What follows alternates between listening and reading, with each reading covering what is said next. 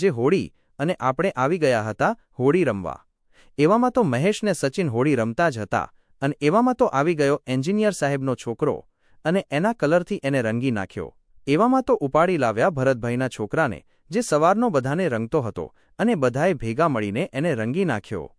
અને રાજુભાઈ બાકી રહ્યા, એને તો ટી શર્ટ ઊંચું કરી થાપો મારી નાખ્યો અને પછી એ ભાગી ગયો. એવામાં તો મયો આવી ગયો અને મયાને રાજુ કાકા જોડે બેસાડી આડો પાડી કલરથી ઘસી ઘસીને કલરિંગ કરી નાખ્યો. પણ ભરતભાઈએ બંડી ઊંચી કરીને પેટે પણ કલર ઘસ્યો.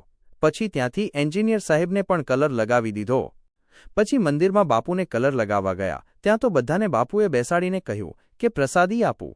એવામાં તો બાપુએ હવનકુંડીમાંથી સેલી લઈને બધા પર નાખી અને બધા ભાગ્યા. પછી બહાર આવીને રમાબાને તો બધાએ લાલ પીળા કરી નાખ્યા. પછી ગયા ખેતરમાં, જ્યાં બાકી રહેલા મિત્રોને કલર કરવા, પણ અહીંયા તો બધાને ધોતિયામાં ઘસડ્યા અને માટી લગાવી દીધી. અને પછી બધા કેનાલમાં નહાવા ગયા. આમાં બધા મિત્રો ભેગા મળી હોળી રમ્યા.